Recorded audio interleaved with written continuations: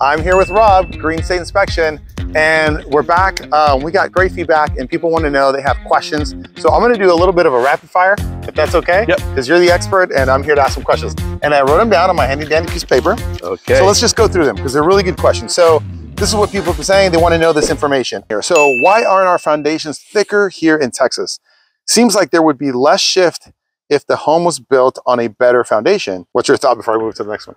I would say, yeah, to answer that question, absolutely. You're building a better base. And anytime you have a larger, more robust base for anything you're putting up, a fence, a flagpole, a house, you're going to see less shifting. Okay. Right, as a result of whatever, either too much moisture in the soil or unstable soil or poor drainage. But there is something that is a minimum code, and it is 12 inches below undisturbed soil. That in combination with a minimum width of the beams in the foundation, which are generally anywhere from 8 to 12 inches wide, depending on the size of the house, if it's a double wall or a double story or a single story house. So we have some minimums to work with. Generally, when you're buying a house that's been built by a developer, you're looking at the most that they can build with the least. Okay. So there's the answer to your question. Why aren't they bigger? Because it costs more money. So they'd have to charge you more, essentially, for the house. Strictly economics. Yeah. Okay, it's economics. The builders are gonna stay with their plan, and an engineer is gonna design a foundation for a home that is going to be adequate, good enough for that house, right, with using the least amount of material that they can and the least amount of labor that they can. So that's where we end up with the foundations that we have. The ideal foundations in different areas of Texas, we have very expansive clay soil in North Texas. There's a lot of movement to it, so everybody refers to it as unstable. So to stabilize the soil, you have to really either dig down to that person's point, to as deep as you can go, which means to the equivalent of bedrock, or install piers. That's the desired type of foundation. Consumers usually will opt for a foundation that has piers already installed, and then the concrete slab poured on top of that. Okay. That takes the soil out of the equation. So when you go down to the equivalent of bedrock, you're preventing the house from moving downward. Right. So. And that solves, basically, stabilizes it. So it's as if you were pouring the concrete on a surface that doesn't move. Okay. Does that make sense? So that's how it's done. But hey, I guess money solves that. Right. Right. Next question. And if I water my home, how do I keep termites away? Which can be a big deal if it's not taken care of. Right. So that question of why, if I water my home, we always encourage people to water around the perimeter of the house, at least 15 feet outward from your foundation, because that helps keep the soil moist, which keeps it one particular shape. If you let it get dry, it shrinks.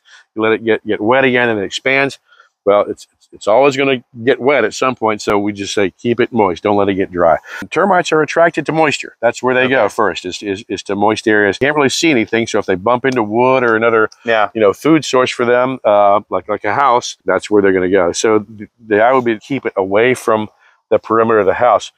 Drainage would be the biggest concern here. If you have a drain that's concentrating water in one area and not all other areas, that's where you're puddling? like ponding. That's where you're attracting them to. Yeah. Right. And that's kind of the worst thing for your foundation too, is to have, let's say, for example, if you have a drain coming off the house like this house has here, and it's discharging right there, that's a splash block, and the job for the splash block is to prevent that water from going directly into the soil. Right. We'll take a look over here. Yeah.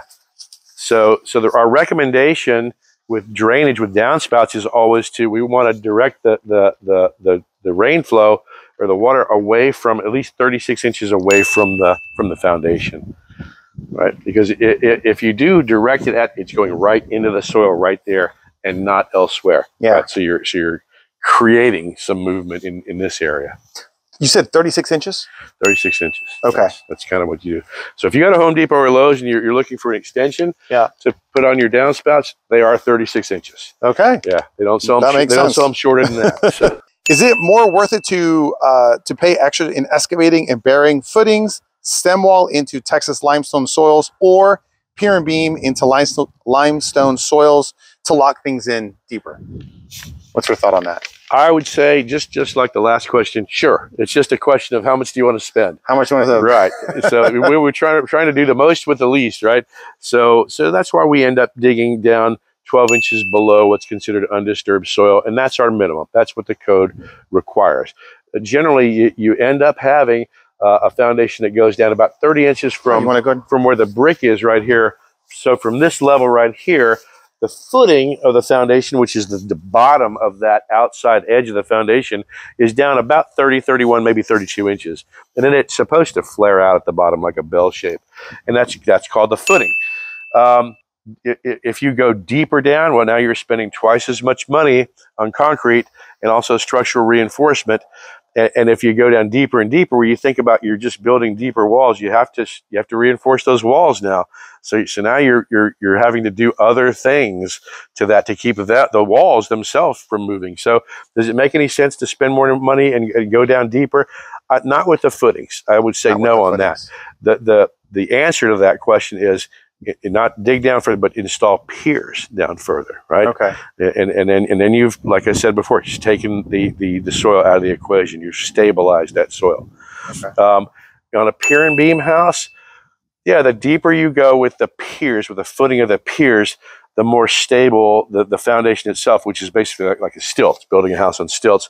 You're not going to get as much movement. Right. Yeah. It's just imagine if you've ever seen a fence that they didn't dig the posts deep enough, and they put the posts in and they built the fence, and then the wind blows, it blows over, right? Yeah. Same. So the problem there is they didn't go deep enough on the post. So it's kind of the same thing with a foundation. Sure, if you wanted to go deeper, you could spend twice as much money on that foundation.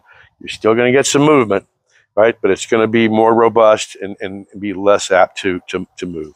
Okay, that's so interesting. So then that's why they don't put in the piers and don't put in that sort of bedding, and they just allow it to float over the earth. And if there is an issue, they say it's a matter of when, not if. Correct. Then they go ahead and hire someone, put the piers underneath, and it's just at some point down the road, and that could be whenever. Correct. That person also referred to soils as limestone soils, and we really don't have limestone soils in North Texas. That's more of a Central Texas issue. Okay. That's where that comes up. Waco, Austin, San Marcos, San Antonio. Limestone. Here's one outside of our state. I'm in Los Angeles, and we had quite a few earthquakes this year, and the weather was quite hot. And this past summer now, it's getting cold. I keep hearing quite a few popping and cracking sounds every day. Should I be concerned? Yeah. What do you know about California? Well, California's a beautiful state. But I'd say, yeah, get out of Los Angeles and get to Texas. We don't have seismic activity here in Texas. We recently started having it, but it's only where we're pumping heavy water into the ground to do fracking, right? So that's what we ask for it. The conditions in LA and in South California, along the San Andreas Fault all the way up to Northern California, they have to do things that we don't have to do here. They have to, when they install a water heater, strap it to the wall because they get so much movement. If you have that much movement, if we've had a lot of seismic activity, that means that the soil has moved. Right. I mean, they're constantly trying to develop a brick that doesn't crack as easily as the bricks we have today. And that means that they've got a problem with bricks cracking, right? Right. So if you're in your house and you hear popping and cracking, that's the structural members of your house breaking. Wow. Bricks don't. How concerned should someone be? Bricks don't just peel apart and crack, right? So how concerned would they be if you hear it? If I hear it more than once, like, oh no, I'd say, wow, it's probably time for me to get out and walk around my house and see if I notice any cracking taking place. Yeah. Or and to look at, if like a brick house like yours here, if I look at the roof structure, is it still tight to the bricks everywhere? Okay. Or have some of the framing members popped off? That's another indication that I've got some movement taking place. But I'd say, yeah, based on, if you're going to make a statement like we have a lot of seismic activity and the ground moves a lot, it's going to affect things. And the one thing it's going to affect is anything that's stable and needs to stay in place, and that's your house, right? So absolutely, I'd be concerned about it. Last question about the tree and the distance from the house. What's your thought on this as a homeowner, keeping the house, maintaining it? Right. Well, we just talked about this a minute ago, and we're talking about proximity to the foundation. Generally, if it's a large tree, a hardwood tree, we'd like to see there's at least 10 feet away from the foundation. That gives you enough room to where it's the roots aren't going to interfere with what we call a performance of the foundation over time. We just left an inspection where in a house where they had a large oak tree planted within 3 feet of the foundation. 3 feet. And, and my partner Mike was just talking about the effects of that, and the things that happen. The things that happen are the roots do interfere with the foundation, but they also absorb water from that area, soaking or pulling the water out of it and making that soil shrink in that area. We just happen to have have happened that they had foundation repairs done to that house, and guess where they had them? Right there next to where that tree was. That's where the house had gone down 2.5 inches. Oh wow! On that section, yeah. So over 10 feet, 2.5 inches, and so they had to have 8 piers installed in the corner of that house. That tree was still there, right? Right. So that's an example of what the effects of that can be. There's other reasons to have your vegetation away from the house. When you have a lot of vegetation right up against the wall, you're concentrating moisture against the wall, and that attracts insects, and also your walls, your mortar in your wall is not, you don't see brick swimming pools, right? It's not intended to hold water back. So it is porous and water goes right through it. If you concentrate moisture on mortar all the time, it will deteriorate. And eventually you'll get this wall where all the mortar is missing from that wall. Is that what it is? I never knew that. Okay. Yeah, that can happen. And it happens frequently when you have too close to it, insects and then moisture. The other thing that we have in North Texas and everywhere else is we have pests, and that's squirrels, rodents, birds. Birds can fly, but squirrels jump. Squirrels can jump 5 feet, what we hear, and rodents 3 feet. Yeah. Right. So if you have a house where the vegetation is coming up in contact with your house, you're inviting pests to get onto your roof. Yeah. Once they're on your roof, they will find their way in, whether it's scratching a hole in or finding a hole that's big enough for them to get in. And that's just a preventive measure. It's a good advice to keep not only the tree 10 feet, planted 10 feet away from the foundation, but also the limbs we want to have at least 3 feet away from the house. 3 feet away from the house. About 36 inches. Okay. Yeah. And not above, because they can jump down and then you have a problem, right? Correct. And also any dead limbs can fall down and damage, mechanical damage to your roof. So I think that's good. I remember when I had just too many things against the brick, and then, you start getting ants. And ants was the big one. Like I started getting ants from all sides of the house. Anytime you can't see it and you've got cover, that's where the insects are going to thrive. Yeah. Because they think if they can't see you, you can't see them, right? Which is true.